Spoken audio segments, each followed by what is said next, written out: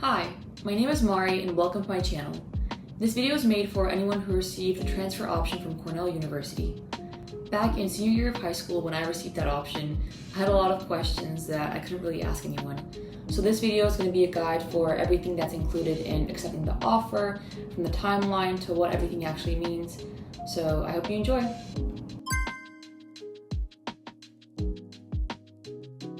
So what is a transfer option? A transfer option, or TO, is an invitation to apply to Cornell after completing your freshman year at another 2 or 4 year accredited university, normally within the United States. Instead of starting at Cornell as a freshman, you spend 1 year elsewhere and transfer as a sophomore or second year student.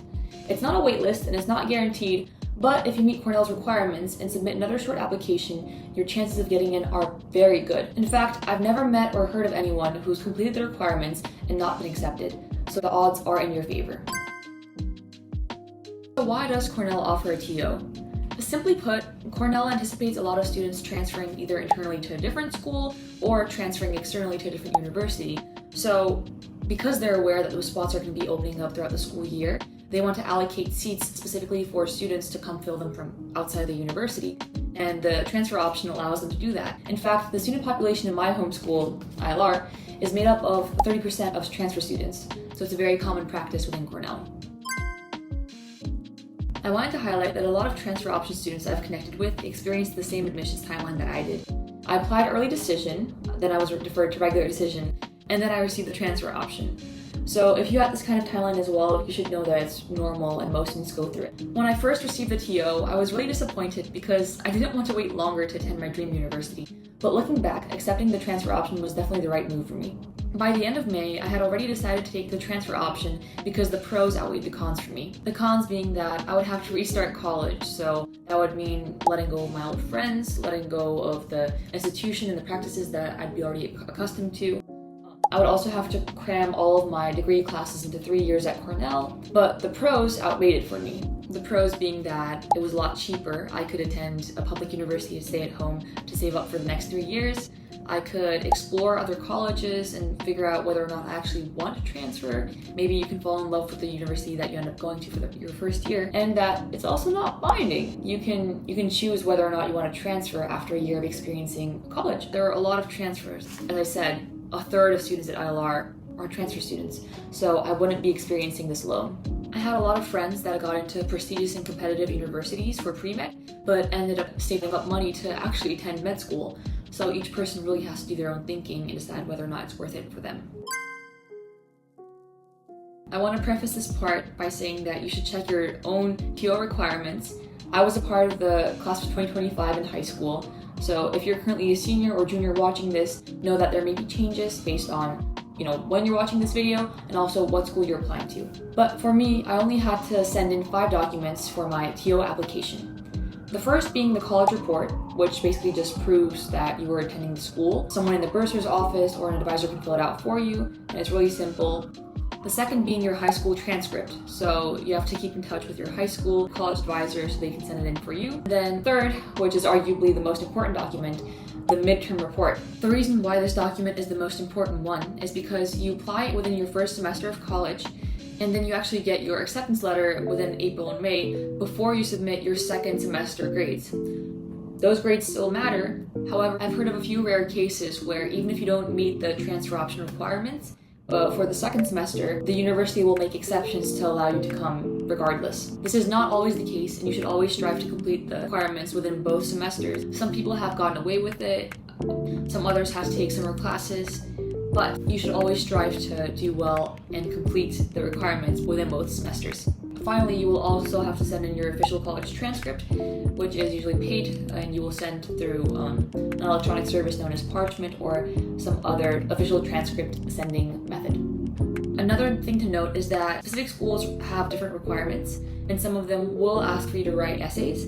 Thankfully for ILR, I didn't have to complete any more essays. I just had to submit my documents and proof that I was attending a different college. For ILR, I was required to take an economics class, an English class, and then an elective that was either language or science-based, all while maintaining a GPA of 3.6 or over, so no grades below B. Here's what my transfer option timeline looked like. March of senior year of high school, I received the option. and June 1st was the deadline to register within the Cornell portal and accept the transfer option. Note that even though you accept the transfer option, it's not binding until your second semester of college. July 10th was the deadline to send the high school transcripts to the email here on the screen. So throughout your freshman year of college, you have to update your admissions officer with your course plan, confirming what classes you've taken, what classes you're going to take next semester, and then just letting them know what grade you got in the end. Don't spam them too much. They're also really busy with everything, and most of the time, the person in charge of your transfer option is also in charge of admissions. May 15th is the deadline for submitting the 4 required documents I talked about, as well as your financial aid. And then starting April, students would receive their admissions on a rolling basis, 4-week cycle. So every 2 weeks on a Thursday, the admissions would come out. And I had to deposit $400 by May 16th. I believe that each student is given about 3 or 4 weeks to submit their deposit, so the college knows that you're committed. And then you get a huge to-do list to do over the summer, which includes activating your email, your net ID, and health forms, boring stuff like that, which you don't have to worry about yet. And then you have to submit your final college transcript before July 10th. Is the transfer option guaranteed? Almost. If you meet the requirements, then I think you have a really good chance of getting in. Whether or not you can meet those requirements depends solely on you and the university that you end up attending for the first year. I attended a public community college, which was wonderful. I had a lot of fun. The classes that I had were primarily easy, so for me it was very realistic to get the transfer option. But I've heard of a lot of students who had to compete with their classmates because certain classes had a grade curve, meaning that only a few students could get a certain top grade. And with that competition, you really have to be mindful and aware that you have to be the top scorer in order to maintain a grade that's higher than a B. So I'm gonna end off this video with my final thoughts and suggestions. Would I do this all over again? And my answer is gonna be yes, without a doubt. Was this experience stressful? Yeah, a little bit. Throughout the year, you gotta keep track of your classes, your grades, and make sure you're meeting all of the requirements that Cornell set you up for. It's kind of very go, but I think that's going to prepare you and put you in the mentality for an Ivy League education. And you got to remember this, that Cornell gave you the offer for a reason. They already know that you're capable of succeeding. You just have to prove it during your freshman year. Looking back, I'm actually grateful I didn't go straight to Cornell. I had an amazing first year at my original college. I made a lot of great friends, took on leadership roles within clubs, completed internships. I had a bunch of experiences that I would have never had otherwise. And in that way, I got to experience the best of both worlds. I was a part of 2 universities instead of 1, and I was able to learn from both communities. So for me, transferring also made a lot of sense academically. I knew I wanted to study organizational behavior, management, and psychology, and Cornell's ILR school was exactly what I was looking for. But my first university, CUNY Brook, gave me a strong foundation in business, especially in finance and technology. So I'm really grateful for that experience as well. Of course, everyone's situation is different. Each person should be thinking really carefully about their own pros and cons, and also thinking about finances. I was really fortunate that my dream school, ILR, was a land-grant college, which made tuition a lot cheaper for a New York resident like me. But I wouldn't really recommend taking on overwhelming debt just for a school's name if you don't already have resources or capacity to pay for a school like this. At the end of the day, your success is going to come from the work that you put in, not just the university that you attend. So if you accept the transfer option, don't spend your freshman year just waiting for it to be over. Go to events, join clubs, meet people, apply for internships, and make memories. If you'll eventually transfer, you're going to leave with 2 amazing college experiences instead of 1. And finally, don't be afraid to reach out for help. There are a lot of transfer communities for students who got accepted or who are thinking of being accepted. I believe there's like a Discord community as well.